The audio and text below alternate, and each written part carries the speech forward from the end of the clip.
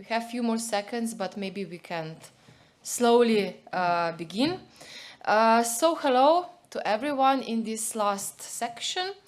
Every presentation in this section is again about this Set for Inclusion project, showing the results connected to the framework I showed in a more practical way. So first will be joining me Professor Correa from Portugal, and I will let him to present himself and his team and his paper. Just a short description. The micro-learning units will be presented, which were developed based on this framework. He will be followed by a Turkish team, Professor Khan, Şimşek, and Göksu. They will present the results from the pilot study connected to the self-evaluation tool. And last, I, in cooperation with other partners, will present some good practices. And this will be it. So I would ask you to keep to 15 minutes limit. And the first presenter will be Professor Correa. So welcome.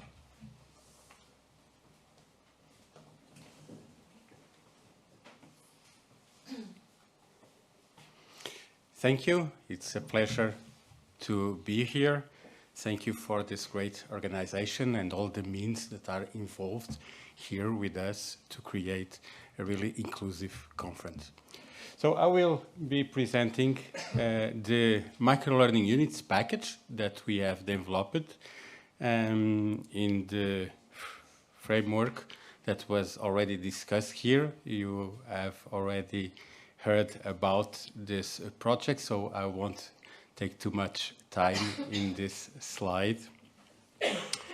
Let me just focus here on what we are doing, because digital inclusion gained a lot of attention lastly.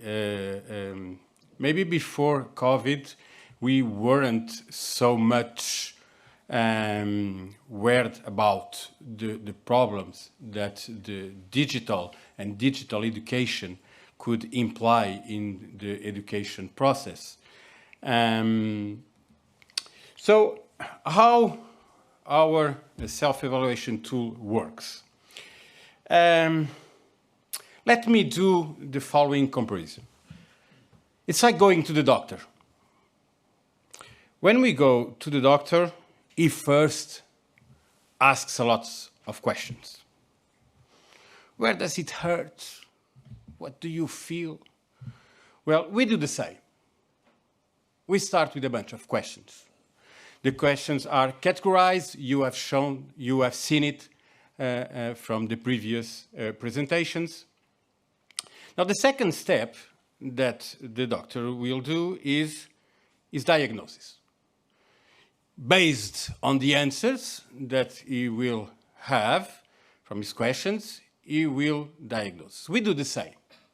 So we present to the person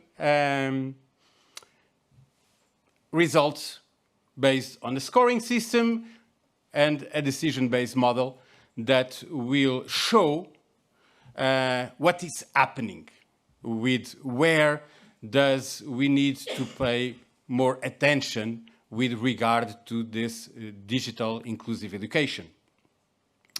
Now, the next step when we go to the doctor would be a prescription. The doctor gives us a prescription and we go to the pharmacy. Well, here we also give a report. A report that will say where do we need to pay more attention. And the prescription will be a set of microlearning units that we are advised, recommended to watch, to study. Now, the next step, it would be the last step, fortunately, would be to take a small pill and everything is solved. Well, here our pills are microlearning units. And microlearning units And I'm comparing to a pill because we want to be short, rapid, and to solve the problem. And that's the intention with this micro-learning units, and that's why we call it micro-learning units. It's something that we want the user to do in a short period of time, and we want the content to be very direct and very focused. So this is the model that has been developed. So focusing on the micro-learning units, how did this unit appeared? Well, Maya told us already some things about it. I will just add a little bit of detail. The theoretical framework, as it was previously explained, we identified factors that would impact inclusion in higher education institutions. And from here, we conducted several online workshops with the purpose of refining and validating these factors and sets of indicators associated that was previously identified. Here, people were involved from staff of higher education institutions, teachers, and students. And lastly, the content was created.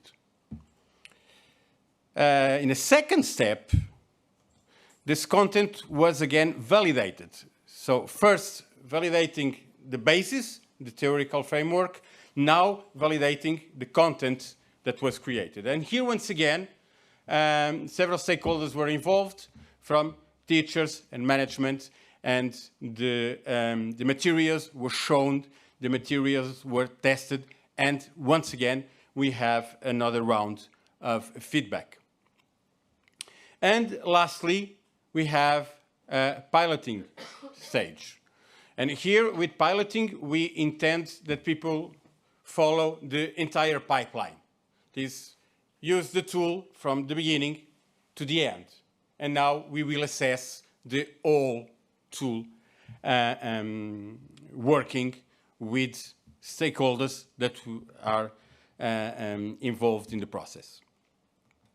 What we get is, I will not go here in much details, but what we will have is associated with the factors and categories, as it was shown earlier. We will have a set of units now that we will intend to be with durations, estimated durations of 15 to 30 minutes. And we will have content such as inclusive digital education strategies or policies. We will have micro-learning units such as vision and collaborative culture or synergies for inclusive digital education. And we go on with learning units that are associated with the categories that were identified in the theoretical framework. As you saw earlier, we have 8 categories. So we will go on now with infrastructure and is my digital infrastructure accessible and inclusive. We will have how to measure and identify challenge, and we will go for the 4th and 5th categories with empowering educators, inclusive digital education resources, and, oops, wrong way, 6, with is my classroom inclusive, who is in my classroom units, and lastly, 7 and 8, we will have units such as inclusive assessment with digital technologies to development of inclusive digital skills for students. So these are our pills that we want to solve what was initially identified. Isabella has already shown us how is this presented. This is presented in the form of a website where the user can go through the self-evaluation tool and do the entire pipeline, or we can directly go to the e-learning materials if we have already the prescription and we want to go directly to the pills that we want to take. And we will have this second option. I won't talk about the last one because my colleagues will do it in the following presentation.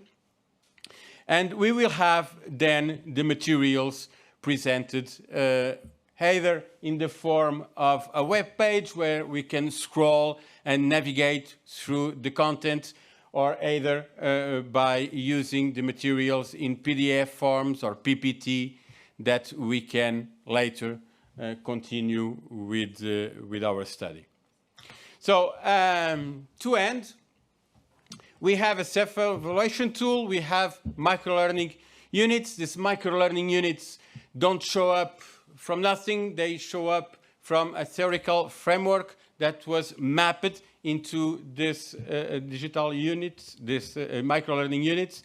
And we are obviously focusing on teachers and staff that we want to acquire the necessary skills to provide a truly digital inclusive education. Thank you. Thank you for this lovely comparison with the doctor's office. I think it's very clear now. So any question, please, from people here or online? Okay. No? Maybe I have a question because I was involved in this. This was a lengthy process without problems. No,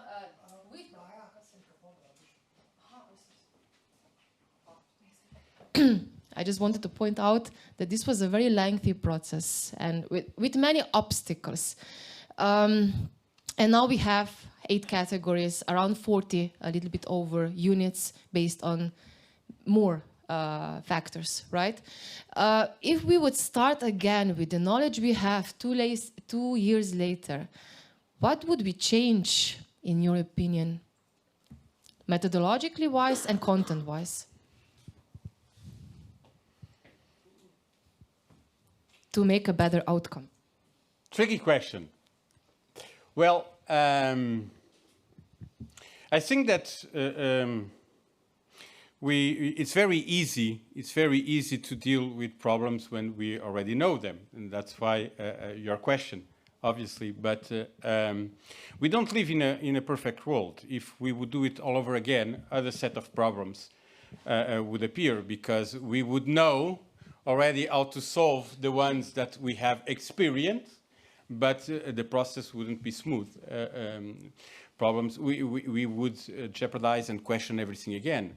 So I think that I really doubt that we would get a much different system, a much different platform, tool with its all pipeline, because maybe I'm too proud of what we have done, but I think that we have reached a very interesting tool and a set of units. So I would say that if we would do all over again, we would reach basically a very similar product facing different problems. Thank you.